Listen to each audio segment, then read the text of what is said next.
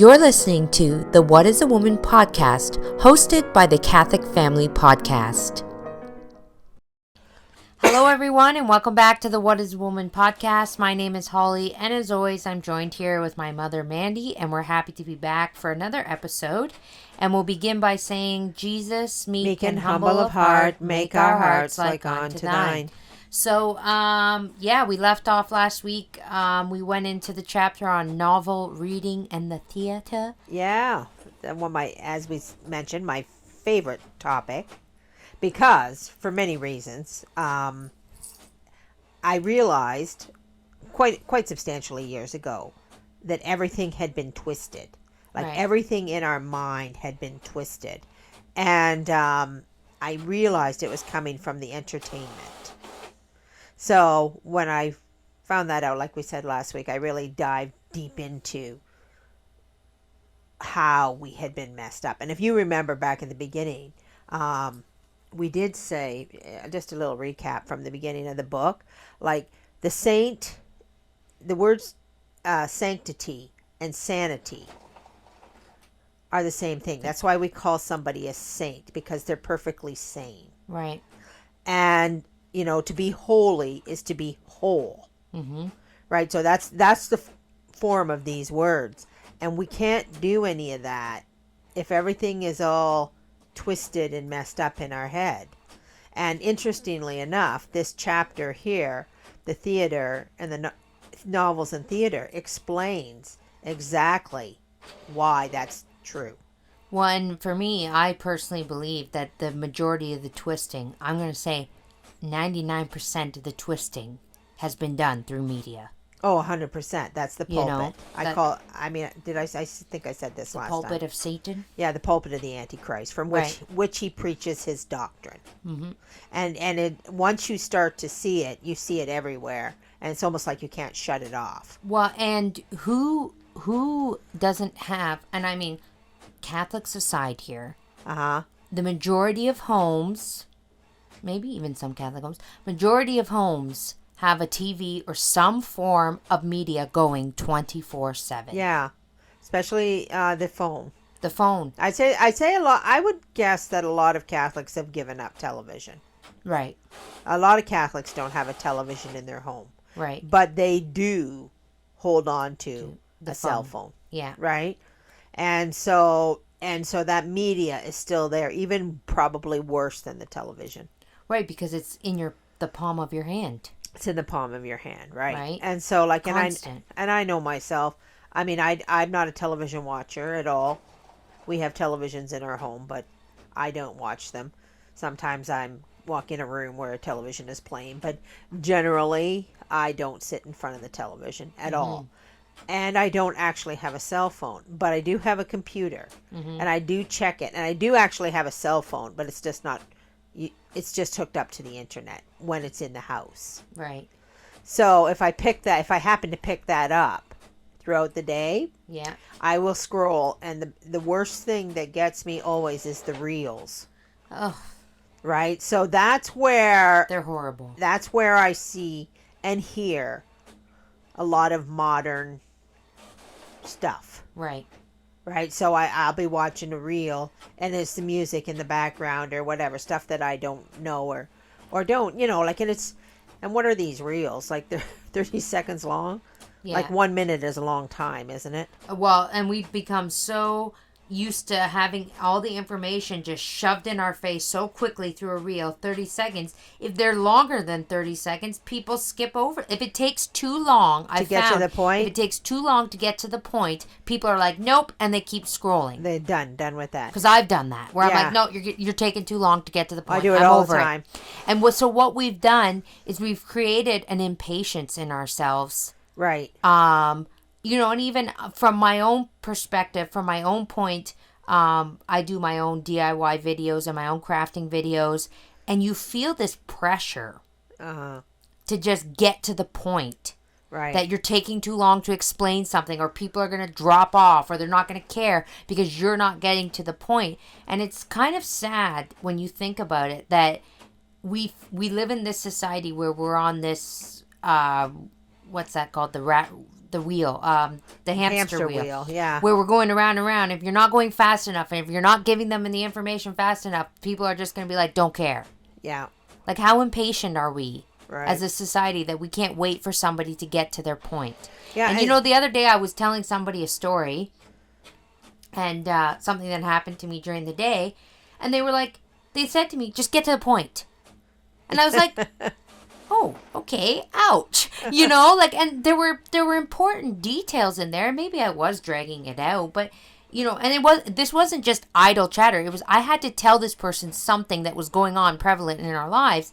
And I was like, ouch, that kind of hurt a little. But then I was like, you know, and then I was thinking in my head, you know what's done that is this fast pushing of information. I know, but also too, just was that person a man that did that? Yeah. Yeah, right. Well, So, no, because women have a tendency to do that. women I will. do have a tendency to Yes. take a 2-second story and make it an hour. Yeah. And men don't actually generally like well, they that. just want the facts. But I mean, as a woman, I feel like the other parts were important because the facts wouldn't make sense if I didn't Right. tell you how Yeah. it led me to that point. But let's just say that the internet And I'm sorry, Has- I don't talk in bullet points, okay? has made it worse. It's made it worse. Right. Where, you know, what I'm saying is the problem for me is that, you know, in charity, you should just be like, okay, this is really painful to listen to, but in charity, I'll just listen. Yeah. What I'm saying is the internet has allowed us these reels and these quick little videos and the constant push of information has gotten rid of the patience and the charity in people. And, you know, like, I mean, I mentioned last week Sesame Street. Yeah. Like, to me, that was the very beginning of this. Everything had to be super duper fast. Super fast and in your face and quick knowledge and, you know. And loud and chaotic and hectic. Yeah. All the things that go against Christ. Well, and even for myself, I the always Gospels. I try to take these moments and learn from them. So, you know, I thought, oh, yeah, that made me feel really, like, rushed and bad and crummy. So, you know, the next time I'm talking to somebody and they're Dragging going on out. and on, I'll just quietly in my head let them Let them- offer it up and let them finish and just say, well, this is where God's put me in this moment. I got to listen to this story. I'll listen to the story and move on, you know? Right. I mean, I think, you know, and yesterday, I mean, obviously we're pre-recording this. It's not Thursday, but yesterday was the Feast of St. Teresa. And if you want to learn charity, Right. go to St. Teresa because, you know, I saw so many little quick, I don't want to call them memes, but little quotes on her pictures yesterday because of her feast day. All my Catholic friends were sharing them. And the biggest one is the one where she gives advice for people that cause you anger. Yes, that's my favorite. You know, like, and St. Teresa says, I can't remember exact words. Pray for them. Pray for them. And be thankful that they're making you suffer. Yes. So that's a good thing for us to remember that, you know, we should be using these moments. Right. I mean, especially for making you suffer because you want, I mean, it's very easy. It's very easy for people to get big heads. I mean, Yeah. especially people like us because we're here reading the book, telling you what the book is about. You know, so it's a very slippery slope for the head to get enlarged with your own greatness Yes, and your yeah. own knowledge, right? Yeah. And so you have to constantly, you know, remind yourself that, you know, next to God you are a flea. That's what I use all the time. And next to you- God you are a flea. And you want these people Yeah. around to make you suffer and knock you And back I down. particularly had somebody who was really making me suffer, you know, and really making me feel stupid Yeah.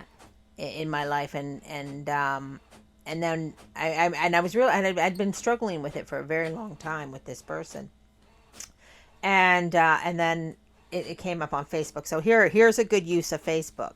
This Saint Teresa quote came up on Facebook, and it said, well, you just said it. No, I can't remember.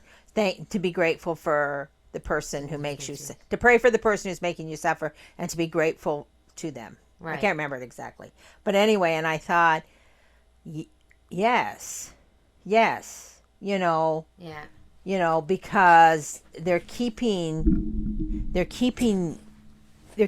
from getting a big head. Right. They're keeping you. They're the constant reminder, and you have to be grateful for it. And once I kind of came at it in that position, that perspective, then all of a sudden, the person that was bothering me didn't bother me anymore. Till the next one comes along. till the next one comes around, right? But they just didn't bother me anymore. Right. I was grateful. I was like, thank you. Yeah. So thank you, Saint Teresa, for sometimes sometimes it takes a lot of looking and the right moment, I guess, for something to kind of hit home, to click to you. Yeah. But anyway. So here we are. We're at our book. And we're still on the novel. And we could probably do this subject, I think, forever. Right. Because it's such a problem for us. In the 1800s, they were reading novels if they had them. I don't think books were readily available like they are now. Yeah. And the theater certainly wasn't. No. It was, and for the poor, it wasn't available hardly at all. But I guess they would have raw forms of the theater, Yeah. for the poor people. But anyway, so what is interesting here, we'll just get right into our book, shall we? Yeah, we shall. What I found, I was reading this, and what was interesting about this is that my granddaughter, Holly's daughter Ava, is doing apologetics at school with Father, and she has to write a 2-minute speech every week. And it's kind of funny that the apologetics was exactly this. This is exactly what this book is saying. Okay. So luckily for us, I had a little a little extra lesson on this, because I was going over it with my granddaughter, and I was explaining to her what it meant. And it was talking about a thing called intellectual suicide, and how we commit intellectual suicide. In the apologetics, it said, I wrote it down here. I wish I actually, when I was doing this morning, I'm like, dang, why don't I have her book? Yeah. Because I could have read the parts out of the book, but I don't have the book, and so I just have to go off of memory.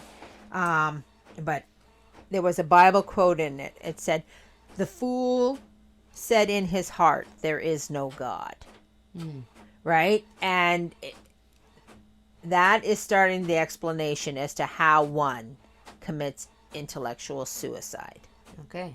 Right? It's the connection between the heart and the head. Right.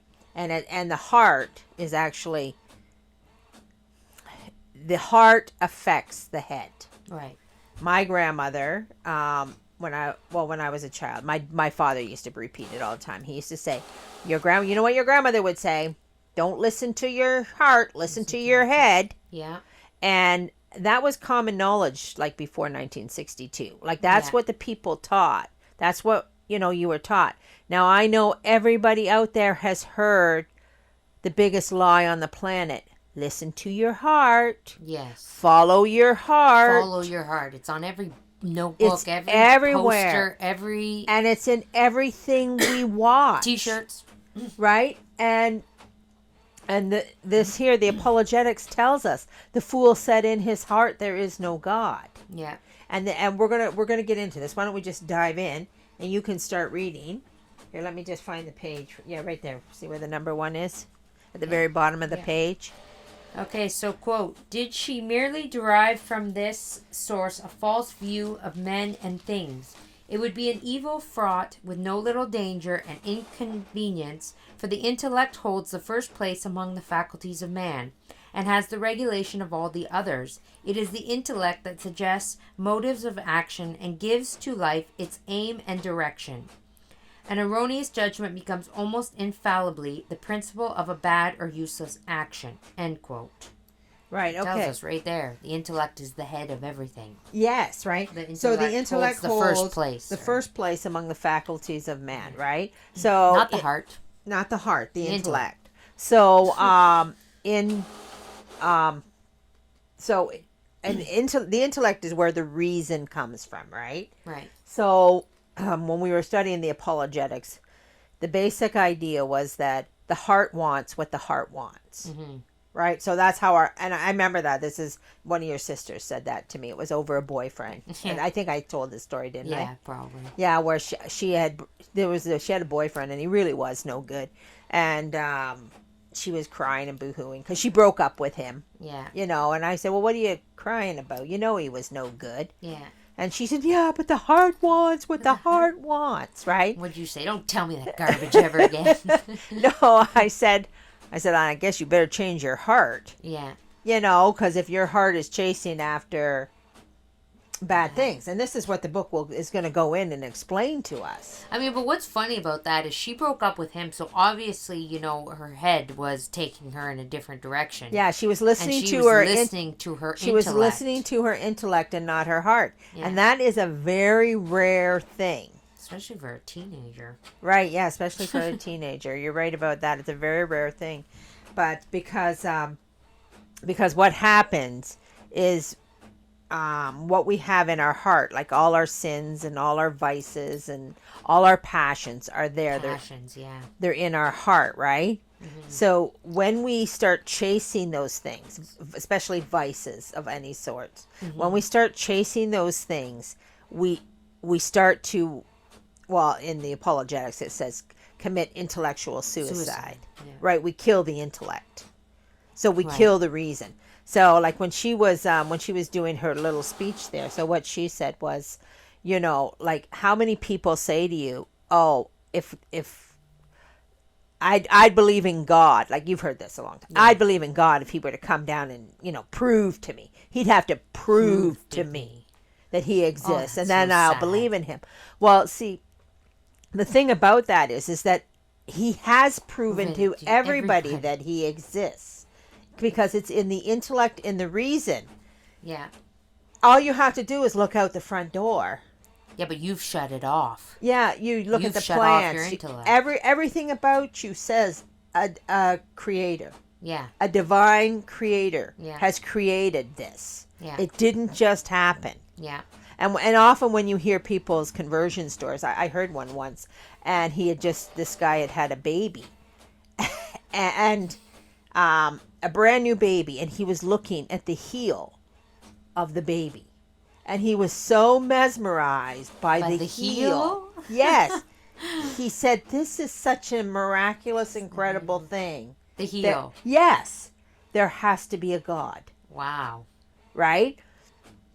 And so actually he became Catholic, but whatever, you know. Yeah. But this is exactly it. The fool says in their heart, there is no God. Yeah. So what happens is when the heart is chasing after all the vanities and all the corruptions of the world, like, you know, whether it's, and there's a lot of vices. Let's say, you know, most people chase, what do they chase? Fame, fortune, money. Money's a big one. You know, alcohol, you know, all these things, lust, you know, like women, men chase, you know, whatever, right? Yeah. So when that's what becomes their passion, that becomes what's in their heart. Mm-hmm. And that deadens the intellect. So they're 100% incapable of seeing God.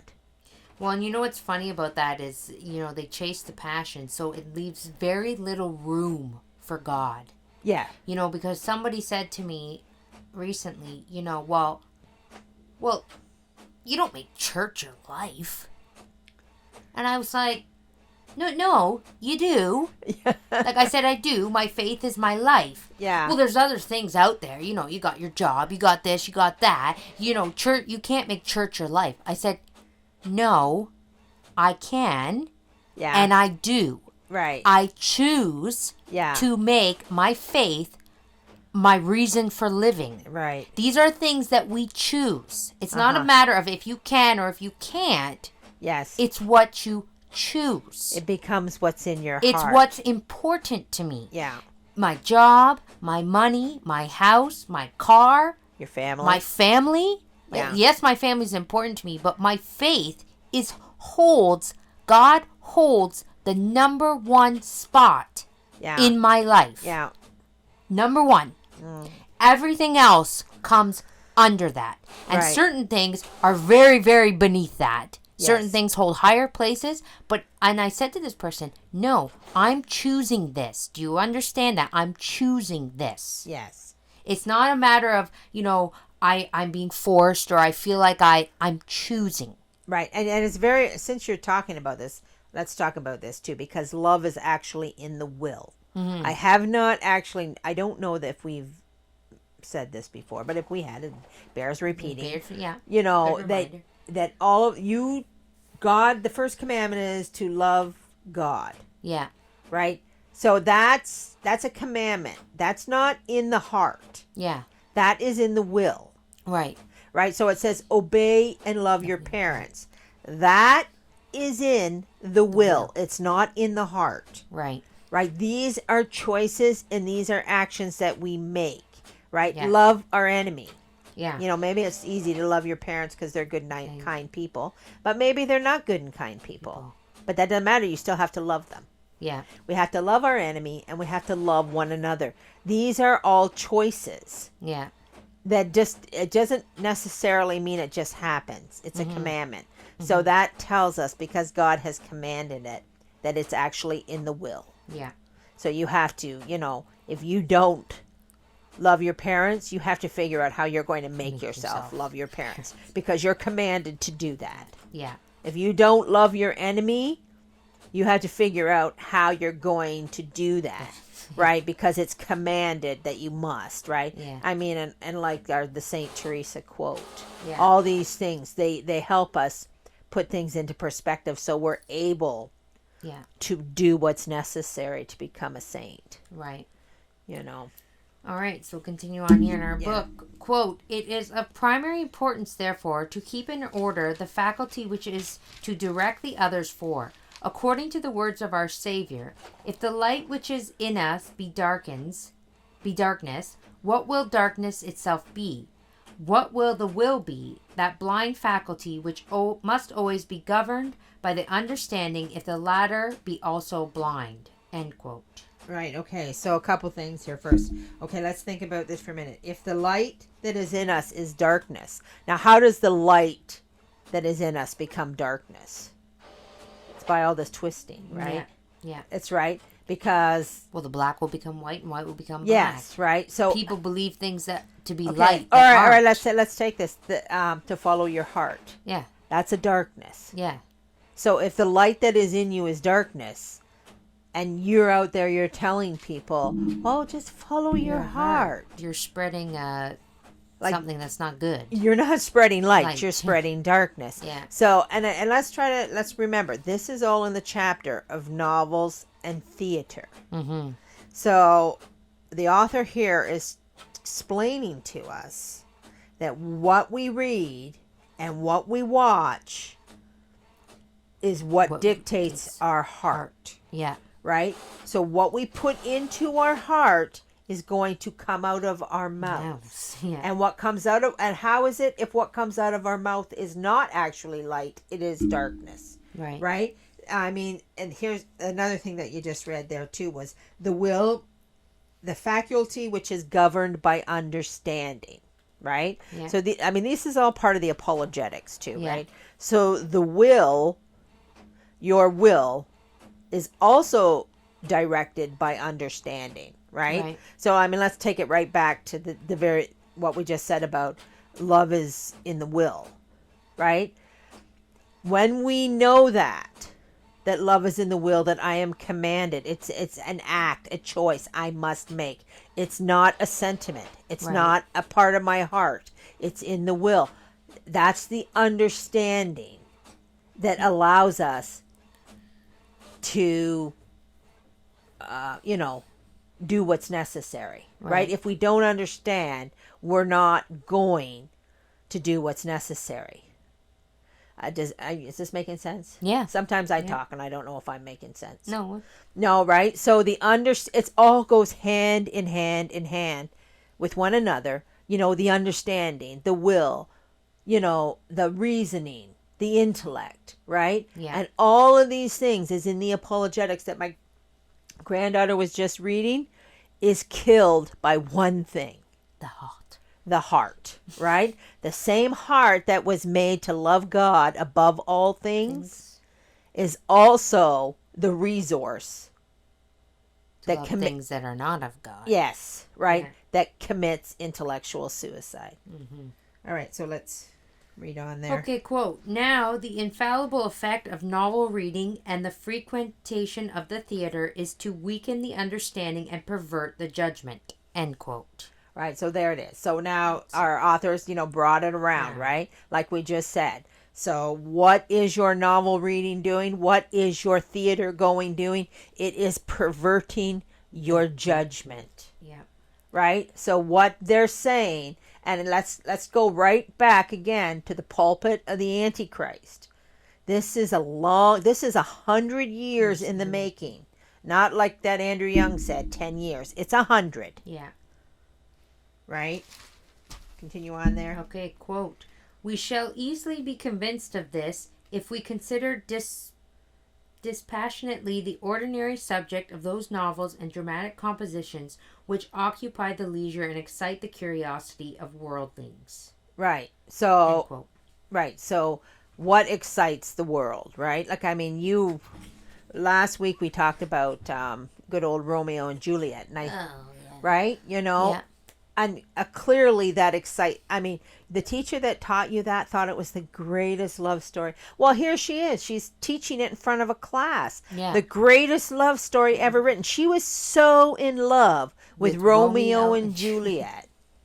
Well, and you know what's funny is I can remember her saying that was, she couldn't wait to get to that lesson. Yeah. Like when this woman stood up and taught Romeo and Juliet, the passion that she had for this novel was like radiating the room like a light. Except for it's not a light. It's darkness. It's darkness. She thinks she's spreading something wonderful to these kids, a classroom full of teenagers. Yeah. But it's just pure, utter trash and darkness. The idea of and the true love. The whole world stands behind it and says it's wonderful. This whole idea that there is such a love that is so true that that idea is actually not wrong because it's Jesus Christ. Right, but but that you kill each other yourself for a human love? No. Right? And what's funny is, is that that's not modern literature. No, I know, it's Shakespeare. That's back, Yeah, that's pretty old. That's pretty old literature. And so it's like, so when this book in the 1800s is going on about novel reading. Yeah. It's probably talking about Shakespeare. It might be talking about Shakespeare. But you know what? That's the thing. Like, you don't, I had this misconception that, the modern times are so evil and we have all this evil TV and evil reading and evil movie, Yeah. It's existed throughout time. It has existed. Why it's existed throughout time? Because Satan has been in the world since the beginning. The thing is that the creation of the world, right? Is there's nothing new under the sun, right? The only thing that we live through right now is kind of the sin and the vices on steroids. Yeah, 24/7 in our face. Yeah. So when I think about how awful it actually is, and I always go back. There's things that kind of stay in my head and don't leave. The saints of the end of latter days will be the greatest saints of all. I think you mention that every episode. I know, because I know it just kind of boggles my mind because I kind of can't get past it. Mm-hmm. But I'm thinking, wow, how can they be the greatest? Yeah. What does it take? But when you see what has to be overcome, yeah, this constant, everything has been twisted and everything has been, and I'm gonna put this out there. We could go to mass every Sunday and we could love God. Well, I am going to say that because I've been doing this 30 years, and in the beginning I was just doing that. Yeah, I just loved God. And I'm not going to say just loved God, but I was loving God and I was living a Catholic life. Yeah.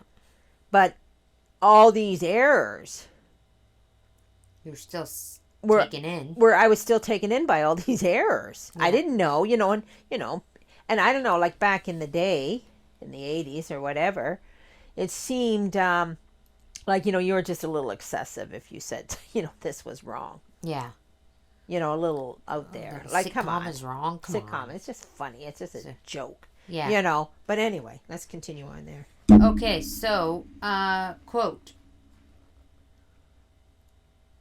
Just a minute. Yeah. Got it? Got it. Quote, in these publications, virtue is commonly represented under circumstances which, far from making it attractive, render it, on the contrary, unimaginable and often ridiculous. Vice appears in so agreeable a form that it is painted in such beautiful colors that it becomes divested of its peculiar characteristics and seems at the worst to be merely some good quality pushed to an extreme, the exuberant product of a rich and fertile nature, or the freak of an eccentric mind. End quote. Right. So, okay. There was a couple things when I was reading that. And I remember back in the day, and I should have looked up when this movie was made, but Mel Gibson made a movie, had to be in the 90s sometime. It was called Payback. Okay, never heard of it. Yeah, I never heard of it. Well, I went to the theater with your dad to see it. It was Mel Gibson, and he was a big star, and this was a great movie. And I think it was we watched it, but I think it was my uncle, your Uncle Paul, who said to me, he goes, they just made a movie where the hero is a bad guy. Yeah. Mel Gibson was a rotten, no good, a thief, right? Right. He wasn't a good guy. He was a bad guy. And what had happened in the movie was they did him in somehow, right? Yeah. So the whole movie was about him getting even. Yeah. It was about payback. Exactly what it was called, right? So, I mean, I think when I went to the movie to watch this, I already had it in my mind that I was watching a movie where they had just made the bad guy the good guy. Well, and you know what? That's so funny because movies do that all the time. Now why do you think we live in this world where everybody is allowed to get their just desserts? Right. You hear it all the time. Well, he can't do that. He's got to pay. And it's like that. No wonder we have that mentality. Right. No wonder. I don't even know that I want to talk about this movie because this is from when I was gone away, but my husband and I watched this movie, and the robbers broke in and did awful things to a family, and then the dad spends his whole life getting revenge. Whole movie getting revenge. He's gonna kill these people. What's the name of that movie? It's Liam Neeson. I can't even remember. Oh, yeah. No, not Gerard Butler. I can't remember the name of the movie. I just remember watching it. Yeah, but it's the same premise. It's the same premise. So now you did have something evil to my movie. family, and everybody's like looking at this guy. Yeah, get them, kill them. Right. And he kills these guys. Or I can't remember if he ends up killing them. I can't remember. But he does get his revenge. I'm sure of it. And I'm watching it, and I'm thinking, well, man, like, you can't just go and kill somebody, like, yeah. And everybody's like, and then the whole time I'm thinking in my head, well, he killed those people, and yeah, that's good. Case closed. He got his revenge. He's the hero. Yeah. It's like, no. Right, and let's compare that to Les Revenge, Mis. and revenge is evil. Let's compare that to Les Mis that has been condemned by the church. Yeah. And Jean Valjean, the hero, the whole book is about basically redemption. Redemption, yeah. Aside from him, taking on a false persona so he doesn't have to go to jail. So he doesn't have to go to jail and breaking his parole. Yeah. It's about a man constantly from that moment on, doing what's right and saying. Well, this is the thing. The movies and the books and the television have, I'm going to say, skewed revenge with justice. Yes. They see revenge and they call it justice. Mm-hmm. Justice has been served. No, that's not justice. Yeah. You don't get to take the role of the judge into your hands, kill, and call it justice. Or, as the Bible tells us, justice is mine, saith the Lord. Yes, you don't You know, get you to don't do get that. to do So that. we live in this world where revenge is being praised as justice. You know, And it's not. We will constantly watch movies and shows where the bad guy is now the hero, right? You know, so in the old days, like, I mean, and maybe we'll take John Wayne, for instance. He was a general role model for a hero. Yeah. Right? I'm not a John Wayne movie expert. I've seen several. I know there might be the odd one that where he's not upstanding. Mm-hmm. But generally, John Wayne is upstanding in his movies. Mm-hmm. Right? The hero always, he's the hero because he's upstanding, he's righteous, and he always picks what's right. Yeah. Now, and this was a gradual process, right? This has been a gradual thing getting to this point. You would be hard pressed to find a movie where the hero is actually the hero. Yeah, upright and just. Yeah. Well, because it trickles down into the small things, and that's why we live in a world where somebody said to me once, well, he's got to pay. Yeah, someone's got to make him pay. Who? Yeah. Who is this someone that's going to make this guy pay? Who are you to say who has to pay? Right. You don't get to put yourself in the judgment seat. Right. Or the seat of the judge. Like, you're not, like, and even just over small little minuscule things. Right. Well, he has to pay for that. Okay, well, sure. Yeah. But... And he will pay. He will pay, also, but you don't get to be the person that makes him pay. The other thing, too, to keep in mind, like, we've lost the spirit of suffering and sacrifice and offering up. Right. Right? If somebody has to pay, then you're taking it upon yourself. To pay that price. Yes, to pay the price for him. Because, like, every time something bad happens to us, and this is when I teach the kids, you know, the little kids in catechism, I had them make little suitcases. Yeah. Right? And I said, this is your little suitcase you're going to take to heaven with you. And I'd say, what are you putting in your little suitcase? Yeah. And they, you know, and I taught them, you're going to put in all the time someone's mean to you. Mm-hmm. You're going to put in all the things that are wrong that's ever been done to you. You're going to put in all your little hardships, right? And you're going to put in this, you're going to pack your little suitcase. Yeah. And, you know, when it's time for you to get to heaven, you're going to take it up to God and you're going to put it on the scales of justice. Yeah. And you're going to hope that all the sufferings and all the hardships that you've endured are heavier than the ones you've committed. Yes. Well, that's like, you know, because I had my son say to me the other day, or not the other day, but a while ago, you know, well, so-and-so is mean to so-and-so, and they can't do that, Mom. They can't do that. And I said, no one should be mean to anybody. You're right. I said, but you know what? It's not your place. It's not your place to go over and tell that person. Yeah. I said, it's your place to come in and take the person who's suffering and be kind to them. Right. You take it upon yourself to say, this is an injustice, yes. This person is unkind. They're mean. They're making fun of this person and I don't like it. Well, then you come in. Uh-huh. And not only, and I said to him, and not only do you be kind to the person who is being treated unfairly, you're kind to the person doing the bad too. Right. You don't get to turn around and say to that person, well, I'm going to snub my back to you because you're mean. Right. I mean, it goes back, how many times did our parents tell us growing up? How many times did the teacher tell us growing up? And how many times do you hear this saying anymore? 2 wrongs don't make a right. Yes. People don't say that anymore. Or turn the other cheek. You know, I mean, if it's affecting you. Oh, we heard that all the time. Yeah. Growing up. All the time. Turn the other cheek. And people would be like, turn the other cheek? Yeah, that's... You know, like these are the things that are gone. They're gone. I have not heard that saying in a long time. 2 wrongs don't make a right. Yeah. I haven't heard that saying in I don't know how long. You know. It's not said anymore. No, it's not said because we got payback now. We got payback. We got paybacks up. Yeah. That's what people say, and I'm not even going to say it. Yeah. But you know that you hear it all the time. Right, we do. Okay. All right, anyways, let's keep going here. So, where I left off. Okay, quote, the holiest institutions, the most sacred duties of society and of the family are treated with a deplorable levity. Even when the plot is so managed as to make virtue triumph, we can scarcely refrain from feeling some sympathy for the vanquished, vice, and from wishing it a more happy lot, end quote. Well, so to put that Yeah, you're gonna have to explain that one. Well, basically, it said wholesomeness becomes a joke, Right. right?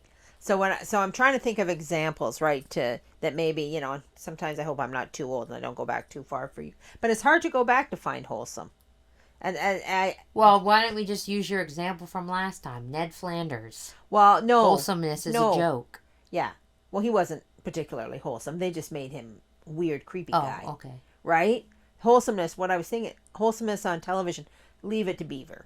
Oh, yes. Right? Okay, not a particular religious family. I don't know if anybody's familiar with the show, if you just have to be. But wholesome. I mean, it's before my time, too. Yeah. Leave It to Beaver is before my time. But it was wholesome.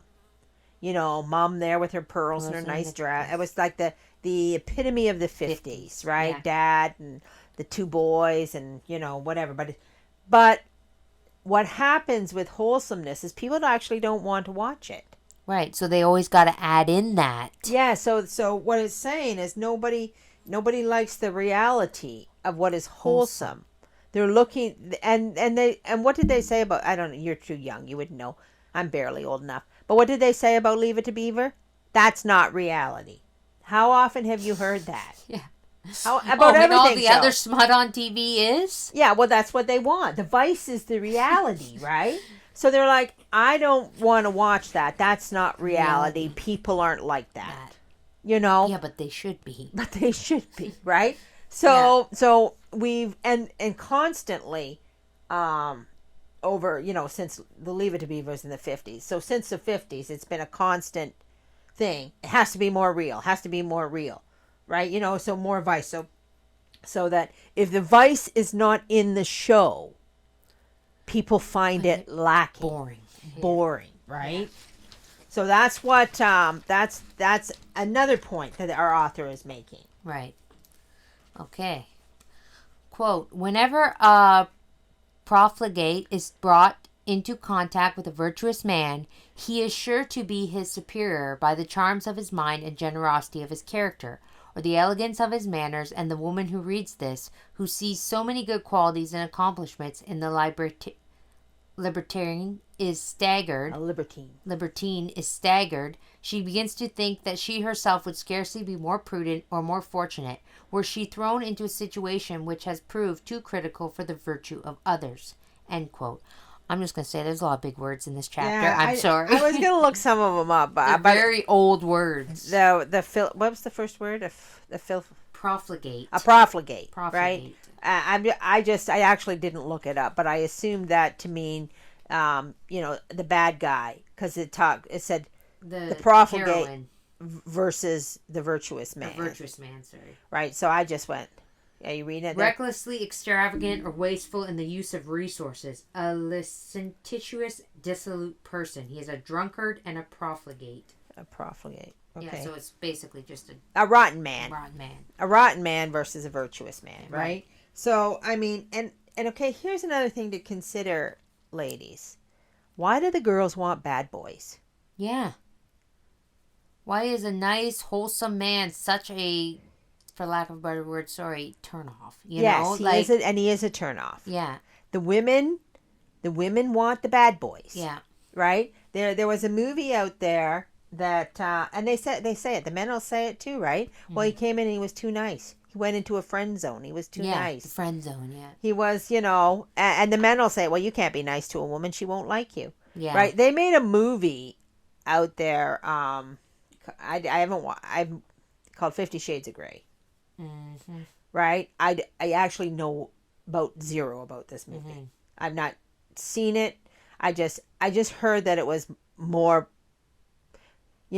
what did they call it? They called it, middle-aged woman porn or something like that. Well, and it was really big in 2014, or I don't even know the year, but I just remember, because at the time, I worked in a dental office, mm-hmm. and every woman in the waiting room was reading this book. Yeah, it was crazy. It was grandmas, moms, yeah, and I'm just like, and I knew, I'm not stupid, I knew what the movie was about. Right. Because you'd have to live under a rock at that time to not know. It was the biggest, what's that word they call cult phenomenon? Is that the word they used? Yeah, it was huge. It was huge. And I just remember, and And I remember, and I'm going to tell you, ladies, I was away from the church at this time. And you thought something was wrong with that. And I was disgusted when I was sitting there working. I worked at a dental office, and I had to go out there and call somebody to the back, and it was an old woman, and she was reading 50 Shades of Grey. I was like, you're sitting there reading this? Yeah. The one you thing know? that I do know about it was the man in the thing, it was a real creep. Yeah. Like he was Well, he was sadistic. He was. And the women were loving this. They were and this goes back to where we said about women fantasizing about these fictional characters. Yes. And latching on to them. Like a creep. He was a creep. If you met somebody like that in real life, outside of a movie... Yeah. Well, you'd be scared. You'd be scared of him. You know... Like, they fantasize this guy into a romantic interest. A heroine. A hero of some sort, right? Not a heroine. It's gross. It's absolutely disgusting. And women all over the world were lapping it up. They couldn't get enough of it. They couldn't get enough. So much so that I think they made 3 more movies after the first one. Did they? Yeah. I was so disgusted. Yeah. I completely there wasn't a pinky of me that had an interest in knowing about this.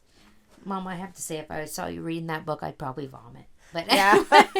I would because never. I couldn't get over is that everybody in the world knew what this book was about. Yes. Everybody. And that women were going out in broad daylight. Yeah. Sitting in a dental office reading this book like it was nothing. Yeah. And that's when when I was away from the church, and I was like, there is something seriously messed up here. Right. That you've got mothers and grandmothers and single and women of all ages out in broad daylight with this book. But acting like it's perfectly normal. So here's the point with this, though. Like, hopefully all us good Catholics, even if we're bad Catholics, we stayed away from that. We knew enough to not go near that. Yeah. Right? But how much of that infiltrated into everything else that we have watched and what we have done? Spreads. Yeah. That idea and that mentality, clearly it was a seller. Yeah. A multi-million-dollar seller. Clearly it was a seller, right? So that meant that there is something seriously wrong in the minds of the women. That speaks to their heart. That speaks to their heart. Yeah. Right? That they want a bad boy. Yeah. And even, I would say, even in my experience from the young Catholic girls that I have known that have grown up and that, they were never appeared to be attracted to very good boys. Well, I don't think you can say all. No. Like that's. But it's kind of goes more that way than the other way. Well, because we have been infiltrated by gross, disgusting media. Right. Even though we don't know, they want more excitement in their life. They want this adventure that they've dreamed up exists somewhere. Well, Mom, they've been told their whole life and I'm not saying by the parents, but by the media, by the world, they've been told to follow their heart. Right. So the heart gets a little bit of excitement, and boy, she's off to the races. She takes off, yeah. And women are left to lament this marriage choices. Mm-hmm. So let me just see. Did I have anything else written? Yeah, no. So let's read on. Okay, quote. Now, to entertain a doubt of the course we would pursue under the pressure of temptation is a great misfortune, and every precaution should be used to avert these dangerous impressions. Yeah. End quote. So, what did it say there? I wrote down here, entertaining a doubt. Read that again. Now, to entertain a doubt of the course we would pursue under the pressure of temptation is a great misfortune. So what's it saying? Pretty much, if you're going to follow your temptations, you're going to be in for a sad misfortune. Right, yeah. If you're going to listen to the heart. Yeah. And how much more time do we have here? We're just about done. Yeah, okay, good. Here, what do you want? No, I just want this pen to mark where we left off. So the thing here is that the book is pointing out for us exactly. It kind of fits exactly into the apologetics, the intellectual suicide, that if you don't rein in that heart and if you don't get a grasp on it, and if you're just feeding it, you know, the nonsense that is our entertainment. And again, like we have a tendency to just look at the, the scenes that are, immodest. Yeah. Well, we'll just bypass those. Yeah. I just fast forward Right. the bad parts. But all these little ideas, they just creep in and they sit into our heart. I mean, at the end of the day, if you have to fast forward a scene, you shouldn't be watching the movie, period. Yeah, I've heard it said a million times that, that was a really good movie. Why did they wreck it with that scene? Well, It was, then the movie's wrecked. Yeah, and it's probably, chances are, it wasn't A good movie. a good movie. You just didn't pay attention 'Cause- to the references, to the conditioning of your heart, because I've said right from the beginning what I think of a love song. Mm-hmm. Yeah. Like, even without the movie and the entertainment, we have those silly little love songs. Because I'm going to tell you right now, you don't have to sit down and watch the Song of Bernadette and fast forward any scenes. No. You don't have to fast forward any scenes in the Passion of the Christ. No. So, I mean, this is my own personal belief and my own, and I'm going to try my hardest to live by this, but if you have to fast forward through a scene in a movie, the movie should be scratched off the list. Yeah, it just should be. Just should be, because, and the entertainment is not worth it. It's not worth it. What is that in light of eternity? Yeah, exactly. A 30-minute show, a 2-hour movie. Right. And again, you're listening to things that are clouding your mind, that are corrupting your heart. Your heart. I mean, so the thing is the saying, I'm going to say the saying, follow your heart, they just didn't finish it. Yeah. Follow your heart to God. Yeah, to God. That's the saying. Right, the heart wants. And if the heart's not leading you to God, don't listen to it. Yeah, because they just didn't finish the saying. The heart does want what the heart wants. So if the heart doesn't want God, and if it's conditioned to want all these bad boys and this crazy idea that is love, that is sold in everything, don't listen to it. Don't listen to it, ladies. Let's stop. Let's try to weed it out of our life as best we can. Let's try to get control over the reels. Yeah. I mean, I would say I'm going to put it out there that I bet you the reels are the biggest downfall to Catholics. What do you mean? Because that's what okay, maybe it's my biggest downfall. Well, if they watch them, I don't think you can generalize that. If they watch them. Yeah, that's what I'm saying. Okay, I'm going to say they're the biggest temptation for because everybody has a phone. Everybody has a phone. Well, they're a time sucker. There are times they do nothing but suck your time. Yes, because you just keep scrolling and scrolling and scrolling and scrolling. Yeah, and you're just watching 30 little second clips, so you're just you're not even. I'm gonna tell you, because I fall prey to this. Yeah, where I start watching reels, and then I'm like, well, they're only 30 seconds long, and I'm just sitting here anyways, and then I'm like, oh my word, I've been watching reels for almost half an hour. Yeah. That's what I mean? That's what I'm saying. Like, I'm saying most of us have probably put television out of our life. Right.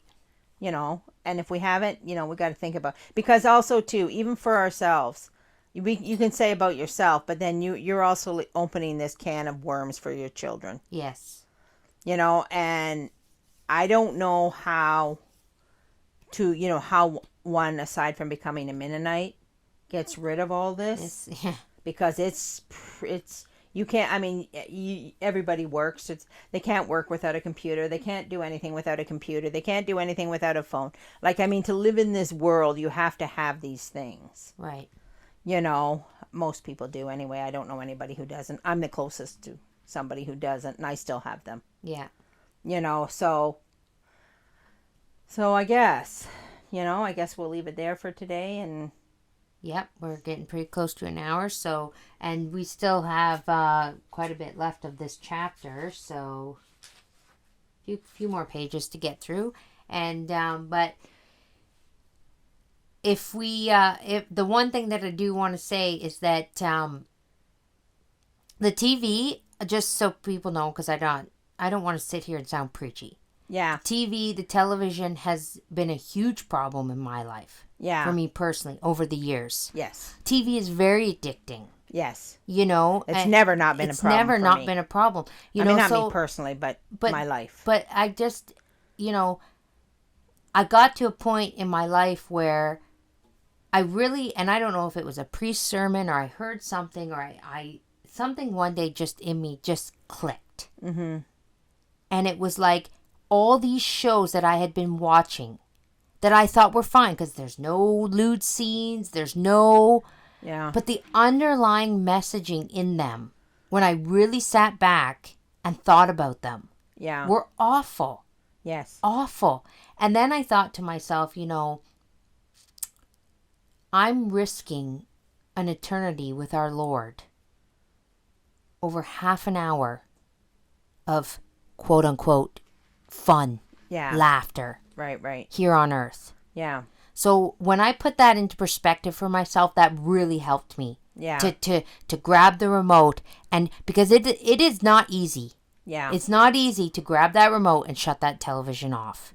Yeah. A lot of times we just... And if you're blessed enough to live in a house where you don't have TV, that's great. Yeah. But I know there are a lot of Catholics out there that do struggle with the television, and you shouldn't. And let's...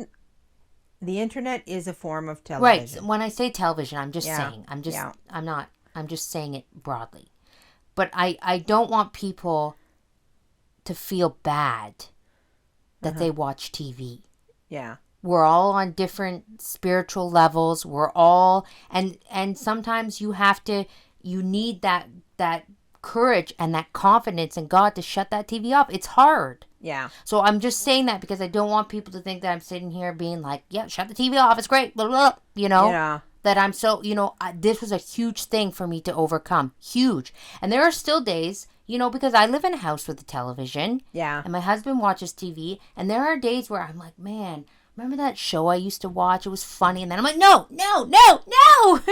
Don't do it, Don't do it. It's not worth it. So that's what I just wanted to say, you just pray and lean on the Holy Ghost and I mean, I'm just going to put this out there too. Like, if these things are in these shows that are deliberately playing with your head and your heart, how much more important it is to get it out of your life. Yeah. Like you're not capable of becoming whole as long as something is there twisting everything up. Right. Well, and because I'm going to tell you, these shows that I watched, these long shows that you can binge on Netflix that I watched years and years, they become a part of you. Yeah. And then you feel like you're, like, this may sound weird, but it's the truth. For me anyways, you felt like you were part of the show. Yeah. You felt like you were like, I had to get home from work because I had to see what was going on. Yeah. Especially I'm talking before a time of Netflix. Yeah. When you would have to, like, say, watch a show every Thursday night at 8 o'clock. Right. You had to get home from work and you had to be in front of that television to see what was going on in this big, long series. That's how the devil works, that he's made it so convenient. You can do that now 24 hours a day. You don't have to do it once a week. It's even worse. 8 o'clock. So I'm just saying, I had to pull myself out of these, that, like, it's a show. It's not even real. Yeah. It doesn't matter what these characters are doing. It doesn't matter what they say. And you can do it. And you can, I'm going to use the word, unplug. And also to try to get your kids unplugged before it's too late. From an early age. Yeah, because the screen times and the games and the phones and because what you're teaching them now, what's important. So if you're not going to put the importance on it now, they're not going to have that importance when they grow up, And you should also be, we've kind of laid it out exactly why you shouldn't be doing that. And it's not just about immodesty. No. It goes far beyond It immodesty. goes far beyond it. Yeah. So anyway, I guess we'll leave it there because we're just at the hour mark here. And we will be back next week with another episode. So until then, I hope you all have a very blessed week. May our Lord bless you and Our Lady guide you always. And Saint Teresa, pray for us.